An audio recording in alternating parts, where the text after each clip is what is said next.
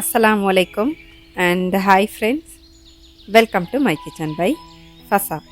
எல்லாரும் நலமா இருப்பீங்கன்னு நினைக்கிறேன். இன்னொரு vlogல எல்லாரையும் சந்திக்கிறதுல சந்தோஷம். இன்றைக்கு என்ன வீடியோ அப்படின்னா, இந்த வீடியோ ஷூட் பண்ணிட்டு இருக்கக்கல வீட்டில் எல்லாருக்கும் மாதிரி ஒரு ஃப்ளூ காய்ச்சல் வந்து கொஞ்சம் நிறைய கஷ்டப்பட்டேன். கொஞ்சம் லேசாகிட்டு வரக்கல வாய்க்கு ருசியாக சாப்பிட்டா நல்லா இருக்குமெண்டு அந்தாண்டு லஞ்ச் வந்து கொஞ்சம் விசேஷமாக செஞ்சிருந்தேன். அப்போ அந்த ரெசிபீஸோடு சேர்த்து அந்த வீடியோவை தான் நான் உங்களோட ஷேர் பண்ணிக்க போகிறேன்.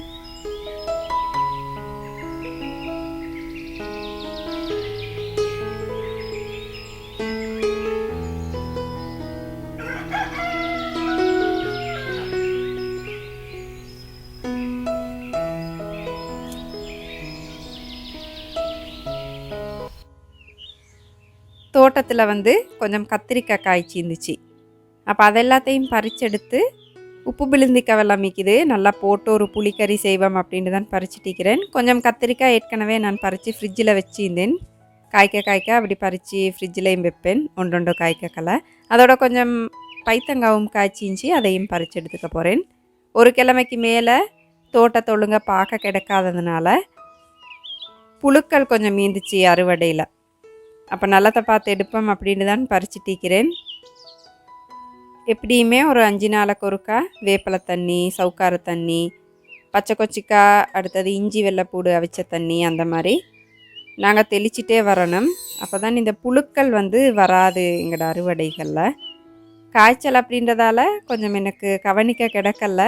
ஃபஸ்ட்டு கத்திரிக்காயிலையும் ஒரு 2-3 மாதிரி புழு சாப்பிட்டு இருந்துச்சு. இந்த ரெசிபி நான் ஏற்கனவே அப்லோட் பண்ணிக்கிறேன். அந்த வீடியோட லிங்க்கை நான் டிஸ்கிரிப்ஷனில் தாரேன், வேணும்டா பார்த்துக்கோங்க. நான் கத்திரிக்காய் பொரிக்கிறதோட கொஞ்சம் பைத்தங்காவையும் அதில் பொரிச்சு போட்டு சும்மா சமைச்சுட போகிறேன்.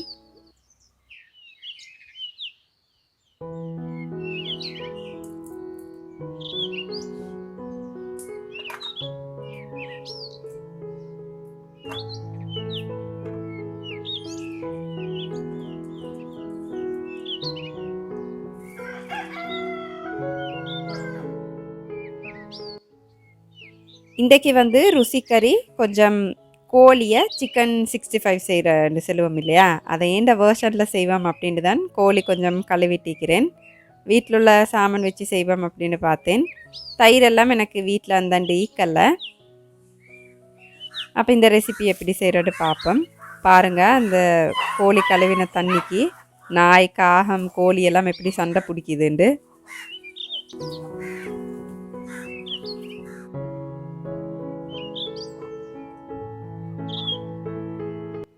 சிக்கன் 65 செய்கிறதுக்கு இப்போ நான் காட்டுற மாதிரி மீடியம் சைஸில் சிக்கன் பீசஸை கட் பண்ணி நல்லா உப்பு மஞ்சள் போட்டு கழுவி எடுத்த போகிறோம். இதில் தேவையான அளவு கொச்சிக்கத்தூள், சரக்குத்தூள், மிளகுத்தூள், கொஞ்சமாக மஞ்சள், தேவையான அளவு உப்பு, அதோட தேசிக்காய் புளி, எலுமிச்சை சாறுன்ட்டு சொல்லுவோம் இல்லையா, அதுவும் தேவையான அளவு போட்டுக்கோங்க. வீட்டில் தயிர் இருந்துச்சு அப்படின்னா கொஞ்சம் தயிரும் சேர்த்துக்கோங்க. இன்னைக்கு அண்டைக்கு ஈக்கல்ல அப்படின்றதால நான் சேர்க்கலை. இப்போ நல்லா பெரட்டிட்டு 30 நிமிஷம் இதை ஃப்ரிட்ஜில் மேரினேட் பண்ணி வச்சிடணும்.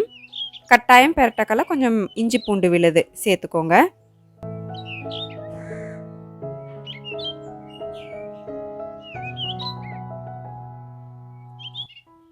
கோழியை நல்லா மேரினேட் பண்ணி வச்சுட்டு நான் இந்த கத்திரிக்காய் துண்டுகளை தான் பொரிச்செடுக்க போகிறேன். நல்ல ஒரு கோல்டன் ப்ரௌன் கலர் வர வரைக்கும் பொரிச்செடுக்கணும்.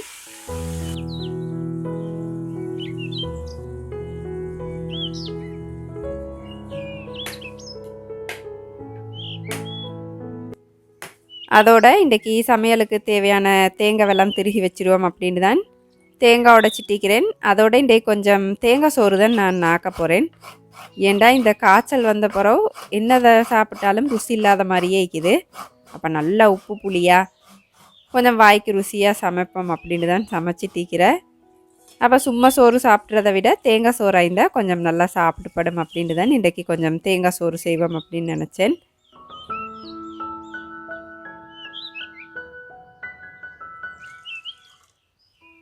தேங்காய் சோறு செய்கிறதுக்கு கட்டிப்பால், தண்ணிப்பால், அதோட கொஞ்சம் தண்ணியும் சேர்த்துக்கோங்க. கொஞ்சம் மஞ்சத்தூள் கலருக்கு, அதோட ரம்பை, கருவேப்பிலை, கருவாயில், நான் அன்னாச்சி பூ 2 எடுத்துக்கிறேன். சின்ன வெங்காயம் இருந்துச்சுன்னா நீங்கள் சின்ன வெங்காயம் சேர்த்துக்கோங்க. என்கிட்ட இல்லை அப்படின்றதால ஒரு துண்டு வெங்காயம் அரிஞ்சிட்டு சேர்த்திக்கிறேன். கருவேப்பட்டை, ஏலக்காய், வெள்ளைப்பூடு, இஞ்சி துண்டோண்டு, தேவையான அளவு உப்பு எல்லாம் வாசனைக்காக சேர்த்துட்டு இப்படி நல்லா கலந்து விட்டுட்டு பாலை இப்போ நாங்கள் கொதிக்க வைக்கல, நான் ரைஸ் குக்கரில் அப்படியே வச்சிட போகிறேன். இன்றைக்கி நான் கொஞ்சம் பாஸ்மதி அரிசிக்கு தான் தேங்காய் சோறு ஆக்க போகிறேன். உங்களுக்கு விரும்பினா இந்த அரிசிக்கு வேணும்னாலும் ஆக்கி கேளும். அரை மணி தேலத்துக்கு போகிறோம். என் சிக்கன் பார்த்தோன்னா நல்லா உப்பு புளியெல்லாம் பிடிச்சிருந்துச்சு. இப்போ இதில் கொஞ்சம் மிருங்குமா சோளமா அப்படின்னு சொல்லுவோம் இல்லையா, அதோட கொஞ்சம் அரிசி மாவும் ஒரு முட்டையும் சேர்த்து நல்லா கலந்து எடுத்துக்க போகிறேன். உங்கள்கிட்ட இருங்கம்மா இல்லாட்டி கொஞ்சம் அரிசி மாவோட ஆட்டாமா அப்படி இல்லாட்டி மைதாமா சேர்த்து இப்படி பெரட்டி பொரிச்சாண்டா சிக்கன் வந்து நல்லா மொறுமொறுப்பாய்க்கும். இந்த மாவெல்லாம் போட்டு பெரட்டின உடனே உங்களுக்கு பொரிச்சிரேலும். நான் கத்திரிக்காய் பொரிச்ச எண்ணெய் ஏற்கனவே சூடாய்க்கிற சுட்டி அதிலே போட்டு நல்ல ஒரு கோல்டன் ப்ரௌன் கலர் வர வரைக்கும் அளவான நெருப்பில் பொரிச்சு எடுத்துடணும்.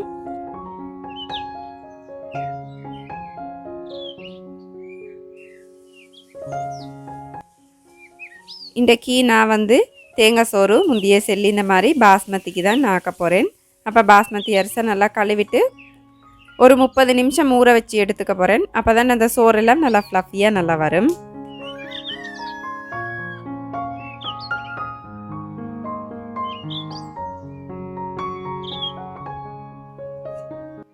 அரிசி வந்து ஒரு 15 நிமிஷம் ஊறின பிறகு பால் கொதிச்சிடாமல் லேசாக சூடாக்குறதுக்கு ரைஸ் குக்கரை ஆன் பண்ணிக்க போகிறேன். இப்போ நான் காட்டுறது போன வீடியோவில் நான் ஷேர் பண்ணியிருந்தேன். காய வச்சு வெயிலில் நல்லா காய வச்சு எடுத்த தக்காளிக்காய் துண்டுகள், அதோட வெயிலில் காய வச்சு எடுத்த பிலிந்திக்காய், இது ரெண்டும் போட்டு செய்கிற ரெசிபீஸ் காட்ட சொல்லியிருந்தீங்க. அதுக்கு தான் இன்றைக்கி இந்த கத்திரிக்காய் கறிக்கு போடுவோம் அப்படின்ட்டு போட்டு காட்டுறேன். இந்த பிலிந்திக்காய் யூஸ் பண்ண முன்னுக்கு கொஞ்சம் சுடு தண்ணி ஊற்றி அதில் இருக்கிற கூடுதலான உப்பை கழுவி எடுத்து நல்லா புளிஞ்சு எடுத்துடணும். காய்ந்த தக்காளி நீங்கள் தக்காளி போட்டு செய்கிற எந்த ரெசிபிக்கு பதிலாகவும் உங்களுக்கு பயன்படுத்திலும் நல்லா டேஸ்ட் ஆகிக்கும். பிலிந்திக்காவும் தான் நீங்கள் அவியல் கறிகள் செய்கிறீங்க அப்படின்னா உங்களுக்கு பயன்படுத்திலும், தக்காளிக்காய்க்கு பதிலாகவும் உங்களுக்கு யூஸ் பண்ணலும். பால் லேசாக இப்படி கொதித்து வரக்கலையே அரிசி சேர்த்துக்கோங்க. பாலை கொதிக்க விட்டுறவானம், அது திரண்டிச்சு அப்படின்னா சோறு வந்து ருசி வைக்காது. இப்போ தேவையான அளவு தண்ணி உங்களுக்கு ஊற்றிக்கலும் வேணுமெண்டா. அதோட நான் இன்றைக்கி வீட்டிலே செஞ்ச சூப் கெட்ட துண்டோண்டு சேர்த்திக்கிறேன். ரெசிபி வேணும்டா டிஸ்கிரிப்ஷனில் தாரேன். ஏன்டா இந்த பாஸ்மதி வேகிறதுக்கு நான் 1.5 கப் அந்த மாதிரி தான் தண்ணி சேர்ப்பேன். 1 கப் அரிசிக்கு 1.5 கப்பை விட கொஞ்சம் கூடுதலாக சேர்ப்பேன். உங்களோட அரிசிக்கு ஏற்ற மாதிரி நீங்கள் தண்ணி வேணும்டா சேர்த்துக்கோங்க. இல்லாட்டி பால் நீங்கள் அளவாக வச்சுக்கோங்க. கோழி வந்து நல்ல ஒரு கலர் வந்தப்புறம் நான் இறக்கி வச்சிட போகிறேன்.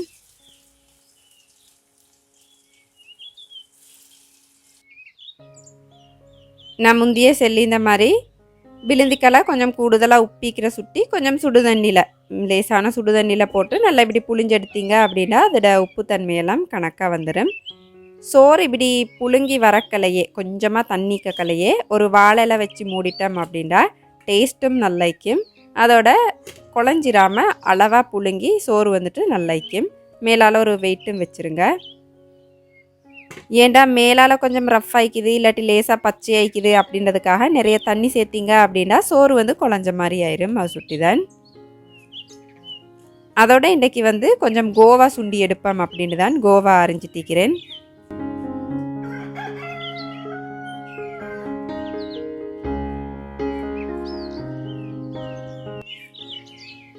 இன்றைக்கி மிச்சம் கறி செய்யலை, கத்திரிக்காய் புளிக்காக்கி அதோட இந்த சிக்கன் 65 கோவா சுண்டல் அவ்வளோதான்.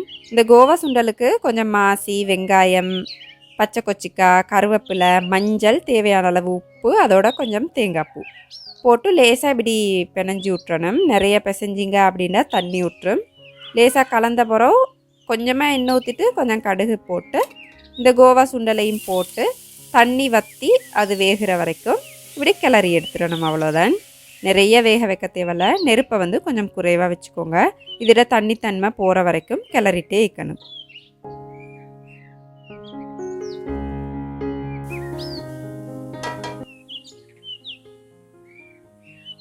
கோவா கறி ரெடி ஆகின பிறகு இறக்கி வச்சுட்டு நான் அதே அடுப்பில் இந்த கத்திரிக்காய் புளிக்கறியையும் செஞ்சுக்க போகிறேன்.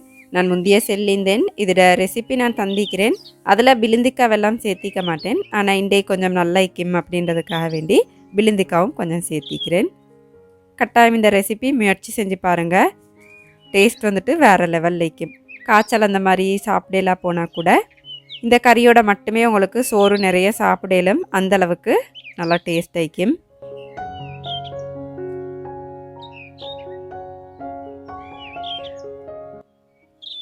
என்ற சோறும் பார்த்தாண்டா சரியாக புழுங்கி குழையாமல் கணக்காக வந்துட்டு அப்போ அதையும் கிளறி வச்சுக்க போகிறேன்.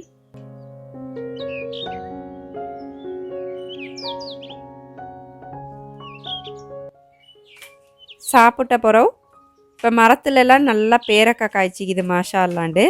அப்போ பேரக்காய் 2-3 பறிச்செடுத்து கொஞ்சம் உப்பு மிளகுத்தூள் போட்டு சாப்பிட்டா நல்லைக்கும் அப்படின்னு தான் பறிச்சுட்டிக்கிறேன். இது வந்து நாட்டு பேரக்காய் வகை. காய் கொஞ்சம் சிறுசாய்க்கும், ஆனால் டேஸ்ட் வந்துட்டு நல்லைக்கும். இன்றைக்கு செய்கிற ரெசிபிஸ்ட் அளவுகள் எல்லாமே டிஸ்கிரிப்ஷனில் தந்திப்பேன், வேணும்டா பார்த்துக்கோங்க.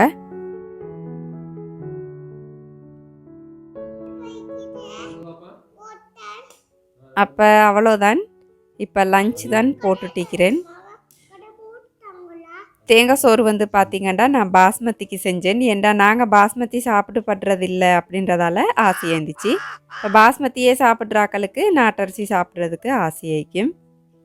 ஆனால் தேங்காய் சோறு நீங்கள் எந்த அரிசிக்கு செஞ்சாலும் டேஸ்ட் வந்துட்டு நல்லாயிக்கும். இன்ஷால்லா முயற்சி செஞ்சு பாருங்கள்.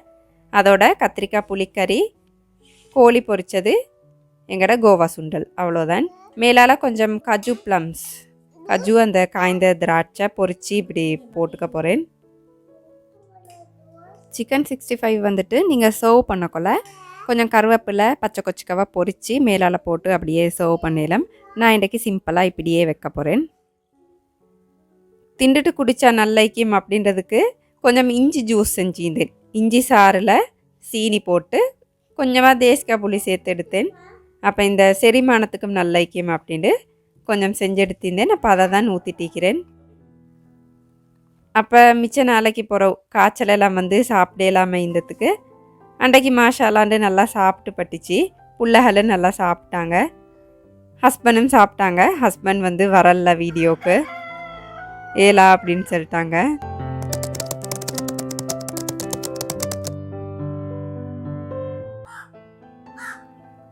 இந்த கிளிப் வந்து நான் எப்போவுமே இந்த ஒரு யூடியூப் வீடியோ முடித்ததுக்கு பிறகு என்னென்னலாம் வேலை செய்வேன் அப்படின்றத கொஞ்சம் சேர்த்திக்கிறேன்.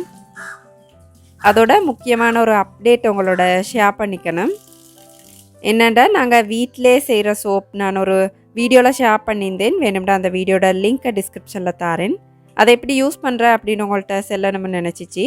இந்த சோப் வந்து நாங்கள் வளமையாக கடைகளில் வாங்குகிற சோப்பை விட நிறைய நுரை வரும்.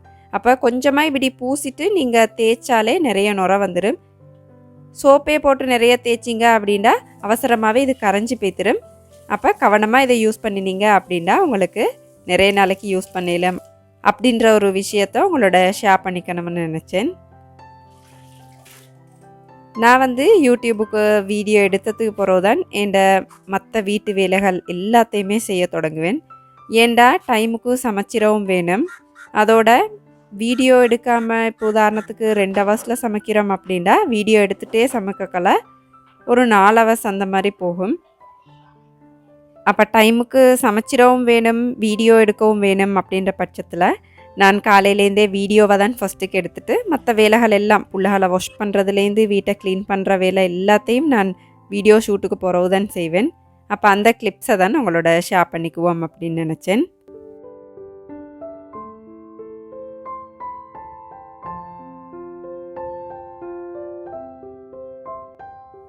இந்த வீடியோ உங்களுக்கு சுவாரஸ்யமாக இருந்திக்கும் அப்படின்னு நினைக்கிறேன்.